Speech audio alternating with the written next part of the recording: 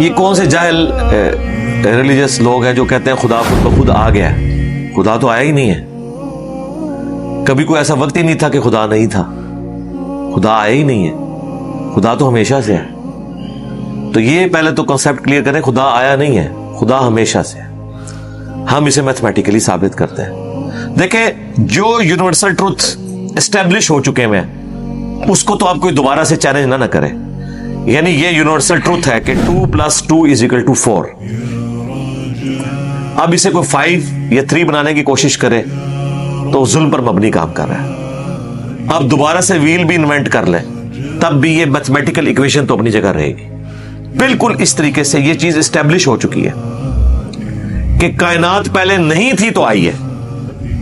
آپ کو پتا ہے کچھ عرصہ یہ نظریہ رہا ہے 17ویں اور 18ویں صدی میں کہ یہ اسٹیڈی اسٹیٹ کائنات ہے، ہمیشہ سے ایسے ہی چل رہی ہے، لیکن یہ اب نظریہ اپنی موت مر گیا۔ ہم جس ایرا میں بیٹھے ہیں نا، یہ نظریہ ختم ہو چکا ہے۔ آج سے نہیں، بگ بینگ کے بعد سے، جب وہ ہبل نے ٹیلیسکوپ کے ذریعے چیز دیکھی تھی 1920s میں۔ ہبل آپ کو پتا ہے بہت بڑا سائنٹسٹ تھا امریکہ میں، اس نے ٹیلیسکوپ کے ذریعے جب یہ سٹارز کی موومنٹ دیکھ تو ہبل نے یہ دیکھا کہ کائنات میں جتنے بھی یہ اجرام فلکی ہیں، یعنی آسمان پہ جتنے آپ کو سیارے ستارے نظر آ رہے ہیں نا، ان میں ایک کامن چیز یہ ہے کہ سب ایک دوسرے سے دور جا رہے ہیں۔ اور اس کے لیے اس نے اسپیکٹرم جب ڈرا کیا، اسپیکٹرم جب گریجولی کسی چیز کا لائٹ کا اسپیکٹرم ریڈ کی طرف شفٹ ہو، اٹ مینز کہ وہ آپ سے دور جا رہی ہے۔ تو یہ چیز لاجیکل تھی کہ جب یہ دور جا رہی ہے تو اس کو ٹائم میں ریورس کیا جائے تو کسی ایک جگہ سے شروع ہوئی ہوگی۔ یعنی میں ہاتھ میں کچھ بالز پکڑوں اور انہیں یوں پھینکوں، سارے ایک دوسرے سے دور جائیں گے، اور یہ ایک یونیورسل ٹروتھ ہے کہ یہ دور اس لیے جا رہے ہیں کہ کہیں ایک جگہ سے یہ سٹارٹ ہوئے تھے، تو ایک نیچرل چیز ہے۔ اچھا، انہوں نے کہا کہ اگر ہم ٹائم کو ریورس کریں اور ایسے پوائنٹ پہ پہنچ جائیں کہ جہاں سے یہ چیز سٹارٹ ہوئی تھی، تو اس کو سائنٹسٹ نے نام دیا کہ وہ ایک ایسا پوائنٹ تھا کہ جس کی ڈینسٹی انفینٹ تھی، نہ ختم ہونے والی، اور والیوم 0 تھا۔ والیوم 0 ہے اور ڈینسٹی انفینٹ ہے۔ اٹ مینز کریشن ایکس نہیں لو، عدم محض سے وجود، کچھ نہیں تھا تو یہ ہو گیا۔ اور پھر وہ کہتے ہیں کہ یہ جو بگ بینگ ہوا ہے، اس بگ بینگ کے بعد اگر 1 سیکنڈ کے ٹریلین حصے کے اندر بھی ذرا سی ڈسٹربنس آتی تو یہ کائنات وجود میں نہیں آ سکتی تھی۔ اور یہ تو صرف وجود میں آنے کی بات ہے، پھر جو billions of fine tunings planet earth کے اوپر موجود ہیں، ہر سیارے کے اعتبار سے، زمین کا سورج سے فاصلہ، پھر ان کی گریویٹیشنل فورس، ان کی موومنٹ، سپیڈ، یہ تو ایک پوری ایک سمجھ لیں ایک ایسی فیلڈ ہے جس میں انسان جا کے گم ہو جاتا ہے۔ ان ساری چیزوں کو کنسیڈر کر کے اسٹیڈی اسٹیٹ کائنات کی تھیوری تو ہوگی ختم اور بگ بینگ ہوگی اسٹیبلش۔ اب یہ تو ثابت ہو گیا کہ کریشن ایکس نہیں لو ہوئی ہے، یعنی انسان یا کائنات یہ پیدا ہوئے ہیں۔ پرابلم تب تھی آپ کے لیے جب آپ یہ مانتے کہ یہ بھی ہمیشہ سے ہے، ہمیشہ سے انسان پیدا ہو رہے ہیں اور دوسرا اینڈ کوئی نہیں ہے۔ یہ تو مسئلہ حل کر دیا آپ کا سائنس نے، ان کا نہیں، کریشن تو ہوئی ہے۔ اب اس کا کریٹر ہے یا نہیں ہے، اس کے اوپر وہ آ کے بات کرتا ہے۔ اب یہ جو فائن ٹیوننگز ہیں، ان کو سمجھنے کے لیے اتنے دماغ کی ضرورت ہے، اتنے برینز کی ضرورت ہے، ڈی این اے کے اسٹرکچر کو سمجھنے کے لیے، اس ہارمونی کو سمجھنے کے لیے، بنانے کے لیے نہیں سرکار، اتنے برینز لگ جائیں۔ آج تک ہم ڈسکوریز ہی کر رہے ہیں۔ یہ جتنے ہم چیزیں دریافت کرتے ہیں نا، وہ ہم قانون قدرت دریافت کرتے ہیں۔ یعنی اگر ہم نے یہ چیز ایکسپلور کر لی ہے کہ سورج مشرق سے نکلتا ہے، مغرب میں غروب ہوتا ہے ود رسپیکٹ ٹو زمین، ویسے تو غروب ہوتا ہی نہیں ہے نا، نکلتا ہے، تو یہ ایک فزیکل فینومینا ہے جو ہم نے ڈسکور کیا ہے۔ اس فینومینا نے سورج کو پیدا نہیں کیا، یہ کریٹر آف سن تو نہیں ہے۔ یہ اگر آپ کو پتا چل گیا، انڈے میں سے چوزا نکلتا ہے اور چوزا اتنے عرصے کے لیے انڈے کو آپ گرمائش میں رکھتے ہیں 22 دن کے لیے مرغی کے نیچے یا کسی مشین میں، تو اس انفارمیشن نے چوزے کو پیدا نہیں کیا، بلکہ یہ چوزے کے پیدا ہونے کے بارے میں انفارمیشن ہے۔ آپ اس کے اندر مزید چلے جائیں, جتنا ڈیپ ڈگ کرتے جائیں, الٹیمیٹلی آپ کی ایک انفارمیشن ایڈ ہوگی. یہ نہیں ہوگا کہ آپ کو یہ پتا چل جائے کہ اس نے پیدا کیا, وہ تو مرغی کو خود نہیں پتا جو پیدا کرنے والی ہے, کروکوڈائل کو, ایلیفینٹ کو یہ پتہ ہی نہیں میرے اندر کیا کیا کوالٹیز ہیں. جس کو یہ پتہ ہی نہیں میرے اندر کیا کوالٹیز ہیں, انسان کو نہیں پتا ابھی تک میرے اندر کیا کوالٹیز ہیں, یہ تو بھی سائنس تھوڑا بہت آپ کو ایکسپلور کر رہی ہے.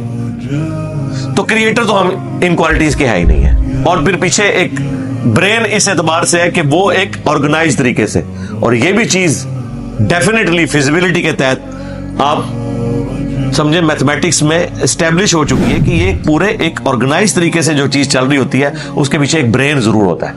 برین کے بغیر یہ کوئی ڈیزائن کر نہیں سکتا. فزکس کا second law of thermo dynamics جو ہے کہ انٹروپی یا تو کانسٹنٹ رہتی ہے یا انکریز کرتی ہے, یعنی ڈس آرڈر. خدا نہ خواستہ یہاں پہ دھماکہ ہو جائے تو ہر چیز بکھر جائے گی. اس کے بعد دنیا کا کوئی دھماکہ دوبارہ اس کو اس حالت میں ارینج نہیں کر سکتا. اس کو کہتے ہیں انٹروپی, کہ کہیں پہ بگاڑ آتا ہے تو وہ بڑھتا ہے. یہ ہو سکتا ہے کہ مزید آپ لوگ لائیں تو یہ بگاڑ اور بڑھتا جائے, یا جتنا ہے اتنا ہی رہے, واپس آرگنائز نہیں ہو سکتا جب تک کہ دوبارہ سے انٹروین کر کے آپ یہ کرنا. جس طرح وہ زیارت میں انہوں نے محمد علی جناح کے وہ سارے وہ میوزیم تباہ کر دیا تھا دہشت گردوں نے, تو دوبارہ سے انہوں نے بنایا, تو خود بخود تو نہیں بنا. دھماکے کے بعد تو سب کچھ خود بخود پھیل گیا تھا, لیکن دوبارہ اس جگہ پہ لانے کے لیے آپ کو بجٹ لگا ہے, برین لگا ہے, ایفرٹ پٹ کی ہیں, پھر جا کے وہ آرگنائز ہوا ہے. تو اس کا مطلب ہے آرڈر بنانے کے لیے برین چاہیے ہوتا ہے, ڈس آرڈر کے لیے کوئی مسئلہ نہیں, اور ڈس آرڈر کے بعد دوبارہ آرڈر بن جائے اس کے لیے برین چاہیے. سرکار یہ کون سا ڈس آرڈر ہے, یہ کون سا بگ بینگ ہے؟ چھوٹا سا دھماکہ آرگنائز نہیں کرتا, چیز کو بگاڑتا ہے, اور اتنا بڑا دھماکہ اتنا بڑا آرڈر لے آیا ہے کہ پلانٹ ارتھ کے اوپر 2 ملین سے زیادہ اسپیشیز ہیں. ایک ایک اسپیشی کے اوپر آپ زندگی گزارے, آپ صرف اس کی عادتیں ہی نہیں بتا سکتے کیا ہیں. یہ تو چھوڑ دیں کہ یہ بنی کیسی ہے.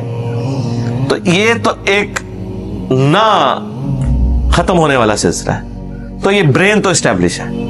اب اگلا سٹیپ یہ ہے کہ یہ جو برین ہے, وہ رچرڈ ڈاکنز بھی کہتا ہے نا دا گاڈ ڈیلوژن میں, جب فریڈ ہائل کا جملہ اسے کوٹ کیا گیا نا, فریڈ ہائل ایک بہت بڑا سمجھے فلاسفر بھی تھا, سائنٹسٹ بھی تھا. اس نے کہا تھا کہ انسان کا بن جانا خود بخود یہ اسی طرح کا فینومینا ہے, یہ اس سے بڑھ کر کمپلیکس فینومینا ہے کہ کوئی شخص یہ کلیم کرے کہ کوئی ہوائی جھکڑ ٹورنیڈو چلا اور اس نے کوڑے کباڑ کے ڈھیر سے مٹیریل اٹھایا اور ایک بوئنگ 747 تیار کر دیا. یہ دنیا کا کوئی پاگل بیوقوف آدمی بھی یہ بات نہیں مانے گا. اس کو چھوڑ دیں, ایک بال پوائنٹ بننے کو کوئی نہیں مانے گا. تو اس نے کہا اس سے کمپلیکس چیز انسان ہے, اس کو تم یہ مانے ہو کہ خود بخود بن گئی ہے بغیر کسی برین کے. اچھا, تو اس کا جواب آپ کو پتا ہے رچرڈ ڈاکنز نے کیا دیا؟ اس نے ایک چیپٹر بنایا, اس کی ہیڈنگ رکھی دا الٹیمیٹ بوئنگ 747. اس نے کہا پھر سب سے بڑا بوئنگ 747 تو گاڈ ہے. آپ یہ کہہ رہے ہو کہ انسان اتنا کمپلیکس ہے کہ خود بن نہیں سکتا کسی کے بنائے بغیر, تو جو اس کو بنانے والا ہے وہ تو اس سے زیادہ کمپلیکس ہے, وہ تو الٹیمیٹ بوئنگ 747 ہے. اگر اتنا مشکل انسان ڈی این اے اسٹرکچر والا یہ آپ کہتے ہو خود نہیں بنے گا, اس کو کوئی بنائے گا, تو جس نے اسے بنایا وہ تو اس سے زیادہ کمپلیکس چیز ہے, تو اس کا بھی کوئی کریٹر ہونا چاہیے. تو ہم نے کیا کہا تھا, رکو ذرا صبر کرو, for the sake of argument ہم تمہاری بات کے ساتھ ایگری کرتے ہیں, لیکن آگے چل. ہاں, وہ جو کریٹر ہے جس نے ہمارے کریٹر کو بنایا ہوگا تو یقیناً وہ ہمارے کریٹر سے بھی زیادہ کمپلیکس کریٹر ہوگا, تو پھر اس کا بھی کوئی کریٹر ہونا چاہیے. اب تو قیامت تک لگا رہا ہے, یہ ایکویشن کہیں ختم نہیں ہوگی تا وقت کہ کوئی ایک کریٹر ایسا ہو جسے کسی نے نہ بنایا ہو.